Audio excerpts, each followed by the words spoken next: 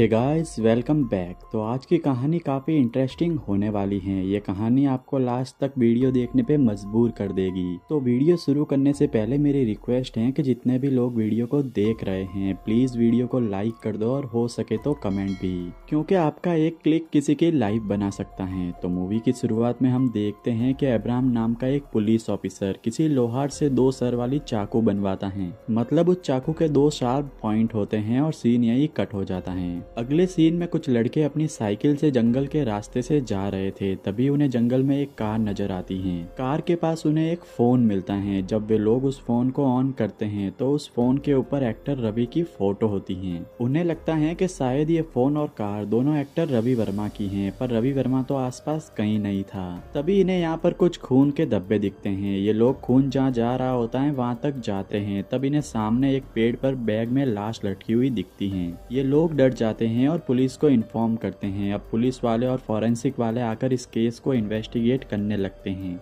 ये बात मीडिया में भी फैल जाती है। मीडिया वाले तो न्यूज में ये दिखाते हैं कि एक्टर रवि वर्मा को किसी ने मार दिया। यहाँ पर विंसी नाम की एक पुलिस ऑफिसर भी आती है जो इस केस को लीड करने वाली है। सीन कट होता है और हम अब्राहम को देखते हैं। ये टीवी पर न्यूज देख रहा है जहाँ विंसी केस के बारे में बता रही है और विंसी और कोई नहीं अब्राहम की बेटी है। वैसे अब्राहम भी एक पुलिस वाला था, लेकिन अभी वह सस्पेंडेड हैं। विंसी की मां के मरने के बाद विंसी ने अपने पापा से कभी बात नहीं की, उल्टा वो अपने पापा से काफी नफरत करती हैं। फिर हम देखते हैं कि एक्टर रवि वर्मा तो किसी लड़की के साथ रिजॉर्ट में है। उसने अपने फोन को भी स्विच ऑफ किया हुआ है। वो भी जब ये न्यूज देखता है तो शॉक हो जाता है। फिर पुलिस वाले उस लाश को नीचे उतारते हैं। लाश देखकर वह भी शॉक हो जाते हैं, क्योंकि लाश रवि की नहीं बल्कि उसके ड्राइवर की थी। विंसी भी मीडिया के सामने आकर ये बताती हैं कि वो लाश रवि की नहीं उसके ड्राइवर की है। पोस्टमार्टम के बाद डॉक्टर विंसी को बताती हैं कि इस पर 2 सर वाले चाकू से वार किया गया है, लेकिन इसकी मौत इससे नहीं हुई। चाकू से वार करने से पहले इसे हार्ट स्ट्रोक आया था। उसके बाद इसको चाकू से मारा गया और जो भी खूनी था उसने इसके पैरों पर 26 लिखा है। तभी फॉरेंसिक टीम के एक बंदे का विंसी के पास फोन आता है। वह बताता है कि रवि की कार में 3 लोगों के फिंगरप्रिंट्स पाए गए हैं। एक तो रवि के ड्राइवर का, दूसरा रवि का और तीसरा एक लड़की का है। उसके फुटप्रिंट्स भी कार में मिले हैं। अब विंसी सोचने लगती हैं कि यह औरत कौन थी। शायद ये औरत ही खूनी होगी। इस औरत के बारे में तो इसे रवि से ही पता चल सकता है, इसलिए विंसी रवि से मिलकर उसे इस औरत के बारे में पूछती हैं। साथ ही वो कहती हैं कि अगर आपकी गाड़ी जंगल में थी तो आप कहाँ पर थे। तो पर्सनली रवि विंसी से कहता है कि मैं एक लड़की के साथ रिलेशनशिप में हूँ और मैं कल रात उसी के साथ टाइम स्पेंड करने के लिए रिजॉर्ट में गया था। इसे क्रॉस चेक करने पर विंसी को ये बात क्लियर हो जाती है कि हीरो रवि उस रिजॉर्ट में ही था एक लड़की के साथ। अब अगले दिन अब्राहम की वाइफ नैन्सी की डेथ एनिवर्सरी है। इसके लिए उसे याद करने के लिए वो एक पुराने घर के पास जाता है और इस पुराने घर के पास आकर अब्राहम अपना फ्लैशबैक याद करने लगता है, जहां अब्राहम अपनी बीवी नैन्सी और बच्ची विंसी के साथ काफी खुश होता है। एक दिन एक कांस्टेबल के जरिए अब्राहम को ये पता चलता है कि सीरियल किलर चाको किसी पुराने घर के पास नजर आया है। यह इन्फॉर्मेशन मिलते ही अब्राहम फौरन उस जगह पर जाता है चाको को गिरफ्तार करने के लिए। वह उस जगह पर चाको को ढूंढने लगता है। तभी अब्राहम ये देखता है कि चाको ने एक बंदे को पेड़ से बांध रखा है। चाको उसे मारने के लिए एक स्पेशल हथियार निकालता है जिसके 2 सर होते हैं। तभी वहाँ पर एक औरत की आवाज आने पर चाको वहाँ से भागने लगता है। अब्राहम उसका पीछा करने लगता है। यहाँ इन दोनों के बीच जबरदस्त फाइट होती है। इस फाइट के दौरान चाको अपना हथियार अब्राहम के हाथ पे दे मारता है, जिसकी वजह से अब्राहम जख्मी हो जाता है। और इसी दौरान चाको का वो हथियार खोखले पेड़ के अंदर कहीं जाकर गिर जाता है, लेकिन तभी वहाँ कुछ और पुलिस वाले आते हैं और चाको को गिरफ्तार कर लिया जाता है। इसके बाद सीन प्रेजेंट में शिफ्ट होता है। उस रात विंसी और कुछ पुलिस वालों को ये बात पता चलती है कि एक अनजान बंदे ने एक कब्र के ऊपर 26 नंबर लिखा है। जब उस कब्रिस्तान के सिक्योरिटी गार्ड को बुलाया जाता है तो वो बताता है कि मैडम, थोड़ी देर पहले मैं जब यहाँ पर पहरेदारी कर रहा था तब एक अनजान बंदा इस कब्र के पास आकर कुछ लिख रहा था। मैंने उसे आवाज लगाई तो वो यहाँ से जाने लगा और जाते जाते वो बंदा एक कुएं के अंदर कोई चीज फेंक के चला गया। मैंने उसको पकड़ने की कोशिश की लेकिन वो भाग गया। ये जानने के बाद विंसी कुछ बंदों को कुएं में भेजकर तलाशी लेने के लिए कहती हैं। उस कुएं की तलाशी लेने पर पुलिस वालों को 2 सर वाला हथियार मिलता है। विंसी ये हथियार अपने सीनियर को दिखाती हैं और ये भी कहने लगती हैं कि ड्राइवर राजन के छाती पर भी कुछ इसी टाइप के निशान हैं। इस हथियार को देखने के बाद सारे पुलिस वाले यही सोचने लगते हैं कि ये काम सीरियल किलर चाको का हो सकता है, क्योंकि सिर्फ चाको ही ऐसे वेपन का यूज करता था। इनका शक चाको पे जाने का एक और रीजन ये भी है कि कुछ दिनों पहले ही चाको जेल से छूटा है और उसके जेल से छूटने के बाद ही राजन की मौत हुई। सीनियर विंसी से कहता है कि इससे पहले चाको का केस एक पुलिस ऑफिसर ने हैंडल किया था, उसके पास चाको से रिलेटेड कुछ फाइल्स हैं, उससे शायद तुमको हेल्प मिल सकती है और उसी तरह केस में वह पुलिस ऑफिसर तुम्हारी मदद भी करेगा। वो पुलिस ऑफिसर बगल वाले कमरे में है, उससे जाकर मिल लो। जब विंसी बगल वाले कमरे में जाती हैं तो उस कमरे में और कोई नहीं बल्कि उसका पापा एब्राम होता है। उसको देख के विंसी शॉक हो जाती हैं। वो तो एब्राम से बात नहीं कर रही होती। वो गुस्से में एब्राम से पूछने लगती हैं कि आपको चाको के बारे में कुछ भी पता हो तो वो मुझे बता दो। एब्राम कहता है कि चाको अपनी माँ से बहुत प्यार करता है, इसलिए जब कभी भी वो हत्या करता है उससे पहले वो अपनी माँ के चप्पल पहनता है। चाको के पास एक स्पेशल टाइप का हथियार है और कुएं से तुम्हें जो वेपन मिला वो चाको का नहीं है, मतलब कि ड्राइवर को मारने वाला चाको हो ही नहीं सकता। ये सुनने के बाद विंसी एब्राम पर गुस्सा करने लगती हैं। एब्राम की बातों पर उसे यकीन नहीं होता। इसके बाद हमको ये बात पता चलती है कि आखिर विंसी उसके फादर से नफरत क्यों करती हैं। एक्चुअली जब एब्राम की वाइफ की मौत हो गई थी, एब्राम चाको के बारे में और जानकारी हासिल करने के लिए एक चोर जिसका नाम रॉबर्ट था उसके पास जाने लगा, लेकिन उस वक्त रॉबर्ट एब्राम को देखकर ये सोचने लगा कि एब्राम उसको अरेस्ट करने के लिए आ रहा है। एब्राम से बचने के लिए रॉबर्ट एक नदी में कूद गया और स्विमिंग ना आने की वजह से रॉबर्ट की मौत हो गई। एब्राम यही सोचने लगा कि रॉबर्ट की मौत इसकी वजह से हुई, इसलिए उसने रॉबर्ट की वाइफ सूजन और उसके बेटे माइकल को अपने घर में ही रख दिया। लेकिन विंसी को यह बात बिल्कुल भी पसंद नहीं आई। वो अपने फादर पर ब्लेम करने लगती हैं कि शायद इसके फादर सूजन के साथ रहना चाहते थे, इसलिए इसकी माँ को मार दिया। और उस दिन से विंसी ने अपने घर को छोड़ दिया और उसने सिद्धार्थ नाम के एक लड़के से शादी कर ली और अब वो उसी के साथ रहती हैं। अब प्रेजेंट डे में विंसी सुमन नाम के एक पुलिस वाले को ये पता करने के लिए कहती हैं कि जब चाको जेल में था तो उससे मिलने कौन कौन आए थे। सुमन पता करके बताता है कि चाको से मिलने के लिए 2 लोग आए थे, एक औरत जिसका नाम आयशा था और दूसरा आपके फादर एब्राहम, और उसकी सीसीटीवी फुटेज मैं थोड़ी देर में आपको लाकर दे दूंगा। इतना कहते हुए सुमन पहले एक विधवा औरत के घर जाता है, मतलब ये दोनों रिलेशनशिप में है। थोड़ी देर के बाद सुमन अपनी कार के पास आता है। वो देखता है कि उसकी कार के जस्ट पास एक और कार खड़ी है। सुमन जाकर उस कार वाले बंदे को बाहर निकलने के लिए कहता है कि इसने अपनी कार इतनी करीब क्यों खड़ी की। तभी अचानक से सुमन को हार्ट स्ट्रोक आने लगता है और वो वहीं पर नीचे गिर जाता है। थोड़ी देर में विंसी और कुछ पुलिस वालों को यह बात पता चलती है कि सुमन मिसिंग है, मतलब सुमन अपनी कार के पास मौजूद नहीं है और किडनैप करने वाले ने सुमन की कार के ऊपर एक नंबर लिखा है। और उसी तरह सुमन की कार को चेक करने पर उसमें से एक अजीब सी बदबू आती है। बाद में पता चलता है कि उस कार में कोई गैस वगैरह थी। खैर दूसरे दिन पुलिस वालों को किसी जगह पर सुमन की लाश मिलती है। सुमन को भी ठीक उसी तरह मारा गया था जैसे राजन को मारा गया था। यहाँ पर एब्राहम भी आता है। उसे पता चल जाता है कि ये खून चाको ने नहीं किया। इसके बाद एब्राहम पर्सनली इस केस को इन्वेस्टिगेट करने लगता है। पहले तो एब्राहम दूसरे वाले वेपन को एक डॉक्टर को दिखाकर पूछने लगता है कि क्या ये वेपन चाको का हो सकता है। डॉक्टर कहने लगता है कि नहीं, ये वेपन चाको का नहीं हो सकता, और वैसे भी इस वेपन की वजह से तुम्हारी जॉब गई, तुम भी चाको के वेपन को अच्छे से जानते हो। और सीन फिर से फ्लैशबैक में जाता है। एक दिन एब्राहम अपनी वाइफ नैन्सी के साथ कहीं जा रहा था। तभी एब्राहम को ये इन्फॉर्मेशन मिलती है कि चाको किसी जगह पर छुपा हुआ है। एब्राहम फटाफट से उस जगह पर जाता है। वो अपनी वाइफ से कहता है कि जब तक मैं ना आऊँ तुम कार में ही बैठी रहना। लेकिन काफी देर तक एब्राहम वापस नहीं आता तो नैन्सी कार से उतर उस पुराने घर में आने लगती हैं एब्राहम को ढूंढते हुए, और उस वक्त चाको एक बंदे को मार रहा था। तभी नैन्सी एब्राहम को आवाज लगाती हैं। ये वही औरत की आवाज थी। खैर जब एब्राहम और चाको के बीच फाइट हो रही थी तब नैन्सी बीच में आकर एब्राहम को बचाने लगती हैं। तब गुस्से में आकर चाको नैन्सी को दूर धकेल देता है, जिसकी वजह से नैन्सी एक रॉड पे जा गिरती हैं। वो रॉड उसके शरीर से आर पार हो जाती हैं और उसकी मौत हो जाती है। अपनी वाइफ की मौत देखने के बाद एब्राहम ठान लेता है कि वो चाको को किसी भी तरह सजा दिलवाएगा। अब फाइट के दौरान चाको का हथियार एक पेड़ के अंदर गिर जाता है, इसलिए पुलिस वालों को वेपन ना मिलने पर एब्राहम इस तरह का एक और वेपन बनवाता है। और यही सीन हमें मूवी की स्टार्टिंग में दिखाया गया था और वो उस वेपन को कोर्ट में पेश करता है। पर ये बात पता चल जाती है कि ये वेपन चाको का नहीं है और अब्राहम ने ये कांड चाको को फंसाने के लिए किया है। इसी कारण अब्राहम की जॉब चली जाती है और उसे सस्पेंड कर दिया जाता है। अब प्रेजेंट में विंसी जेल का सीसीटीवी चेक करती हैं और सच में अब्राहम और एक औरत चाको से मिलने गए थे। अब विंसी को ये पता करना होता है कि आखिर अब्राहम ने चाको से वहां जाकर क्या बात की, इसलिए वो अपने हस्बैंड के साथ पूजा नाम की एक लड़की के साथ आती हैं जो लिप रीडिंग करती हैं। ये पूजा को वो वीडियोस दिखा के पूछने लगती हैं कि अब्राहम ने चाको से क्या कहा। पूजा लिप रीडिंग करके कहती हैं कि अब्राहम ने कहा कि मैं तुम्हारा जेल के बाहर इंतजार करता रहूंगा। इसके बाद विंसी इसी के बारे में बात करने के लिए अपने फादर अब्राहम के घर जाती हैं। उसके घर आने पर वो देखती हैं कि यहाँ तो ऐसे कई सारे वेपन्स हैं और उसी के साथ चाको के खिलाफ कई सारे सबूत भी।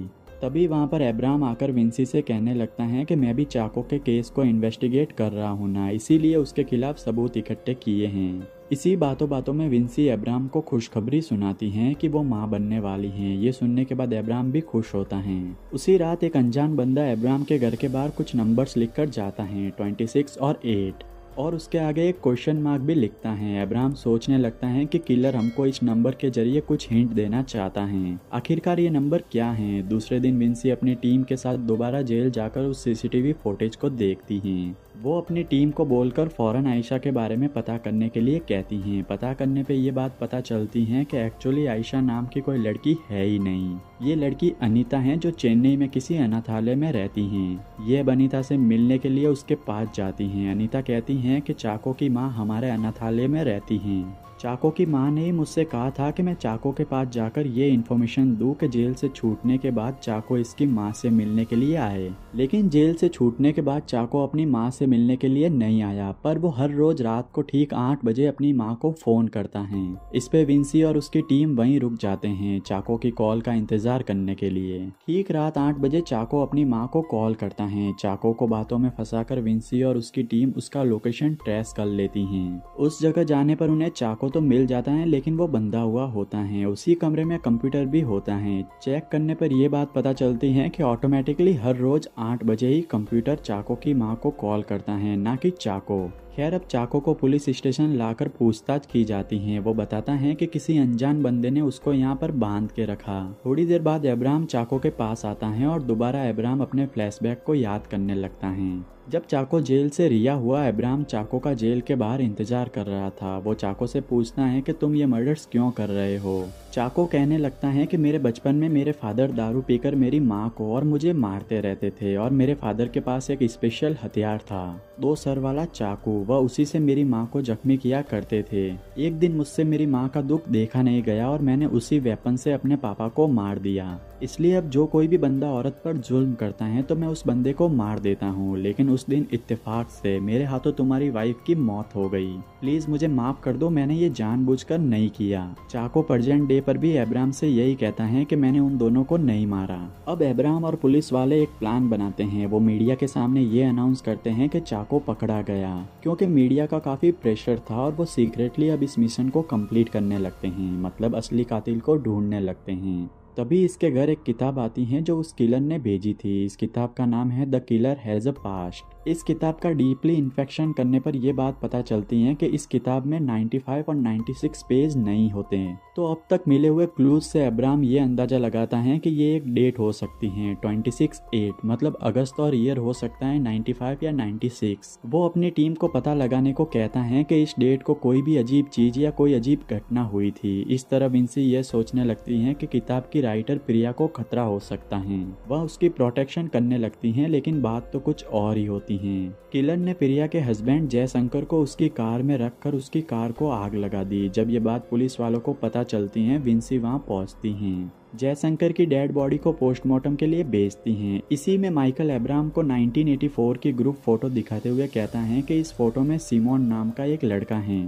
और फिलहाल हम लोगों को सिमोन के बारे में जानकारी हासिल करनी होगी। दूसरे दिन अब्राहम और माइकल सिमोन के बारे में जानकारी हासिल करने के लिए उसके गांव जाते हैं। वहां एक औरत से पूछताछ करने लगते हैं। वो औरत अब्राहम को बताती है कि सिमोन एक लो कास्ट का बंदा है, उसके साथ भेदभाव होता था, इसी वजह से एक बार उसने चर्च वालों से झगड़ा भी किया किया। इसी में सिमोन एक ऊंची जाति वाली लड़की विनीता से प्यार करने लगा। विनीता को भी सिमोन से प्यार हुआ था, लेकिन जब ये बात विनीता की फैमिली को पता चली तब विनीता की फैमिली वाले उसकी शादी किसी और से तय कर देते हैं। उसके बाद क्या हुआ मुझे पता नहीं, लेकिन गांव वालों से मैंने एक बात सुनी है कि सिमोन ने एक बार चर्च के गोल्ड क्रॉस को चुराया था। ऐसा कहते हुए वो औरत अब्राहम को विनीता की फोटो दिखाती है। अब्राहम माइकल को ये फोटो देते हुए कहता है कि कंप्यूटर एनालिसिस से पता करो कि अब विनीता कैसी दिखती हैं। इस इन्वेस्टिगेशन के दौरान माइकल अब्राहम को कॉल कर विनीता की शादी की डेट बताता है, जो कि थी 26 अगस्त 1996। तब जाकर अब्राहम को पता चलता है कि किलन ने इसी का हिंट दिया था।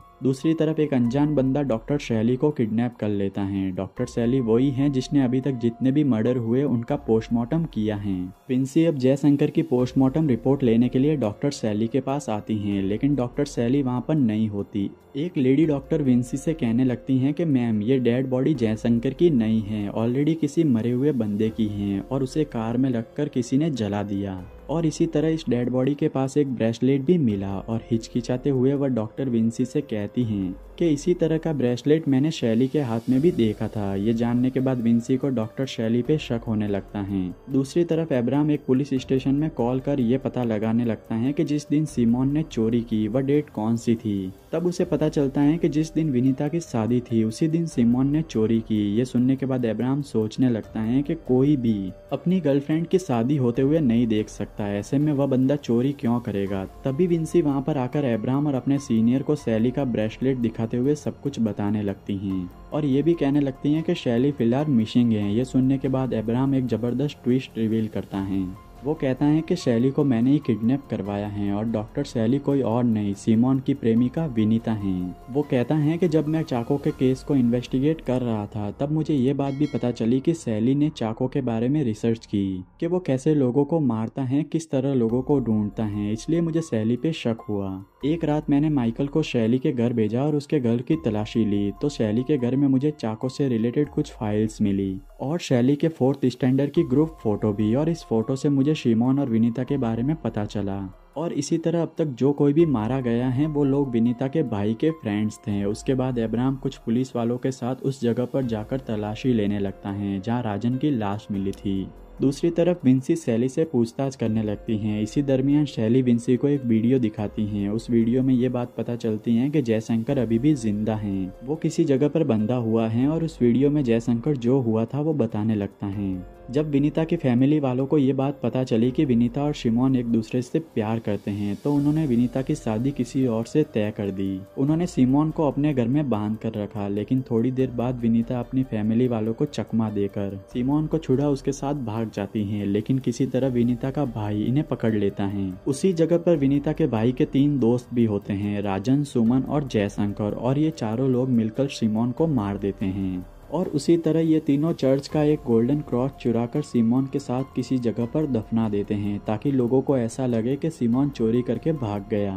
प्रेजेंट में उस जगह पर खुदाई करने पर अब्राहम और पुलिस वालों को सिमोन की लाश के साथ वो गोल्डन क्रॉस भी मिलता है। दूसरी तरफ विंसी जयशंकर के कैद हुए एड्रेस को पता कर उस जगह पे जाती हैं। वहाँ एक बक्सा होता है जिसे खोलने पे पता चलता है कि बक्से में जयशंकर कब का मर चुका है। तभी एक अनजान बंदा विंसी के सर पर वार करके उसे बेहोश करता है और उसे किडनैप कर लेता है। इसके बाद अब्राहम शैली के पास आकर कहता है कि सिमोन के मरने के बाद तुमने अमेरिका जाकर डॉक्टरी का कोर्स किया और तुमने अपना नाम विनीता से शैली चेंज भी कर लिया। इंडिया आकर सबसे पहले तुमने अपनी फैमिली को जलाकर मार दिया। उसके बाद तुम तुम्हारे भाई के फ्रेंड्स को चुन चुन के मारने लगी और मर्डर्स को ऐसे दिखाया कि ये मर्डर चाको कर रहा है। लेकिन मैं इतना जानता हूँ कि ये मर्डर तुमने अकेले नहीं किए। जिस दिन तुम इंडिया छोड़कर अमेरिका गई उस दिन तुम्हारे साथ सिमोन का छोटा भाई सॉलमन भी था। तभी सॉलमन अब्राहम को कॉल कर विंसी के बारे में बताता है कि विंसी मेरे कब्जे में है। अपनी बच्ची को बचाने के लिए अब्राहम फौरन उस जगह पे जाता है। सॉलमन अब्राहम से कहता है कि मेरे भाई के मरने की वजह एक तरह से तुम भी हो। मतलब जब विनीत और उसके फ्रेंड सिमोन से मारपीट कर रहे थे वहीं पर सिमोन का छोटा भाई सॉलमन भी था। सॉलमन फटाफट से अब्राहम के पास जाकर उससे हेल्प मांगने लगा, लेकिन उस वक्त अब्राहम अपनी बेटी विंसी को अस्पताल ले जा रहा था। इसकी वजह से वो सॉलमन की बात नहीं सुनता। अगर वो उस वक्त सॉलमन की बात सुनता तो शायद आज सिमोन जिंदा होता। ऐसा कहते हुए सॉलमन विंसी को मारने की कोशिश करने लगता है। तभी अब्राहम और इसके बीच जबरदस्त हाथापाई होती है। इसी हाथापाई के दौरान अब्राहम इसको अपने चाकू से मार देता है। सॉलमन को मारने की वजह से अब्राहम को 3 साल की सजा होती है और उसी तरह सैली भी जेल चली जाती है। 3 साल के बाद जब अब्राहम जेल से छूट के आता है तब विंसी भी अपने फादर को माफ कर चुकी होती है और इसी तरह ये मूवी यहीं पे खत्म होती है। दोस्तों, आपको ये वीडियो कैसा लगा मुझे कमेंट में बताना। साथ ही वीडियो को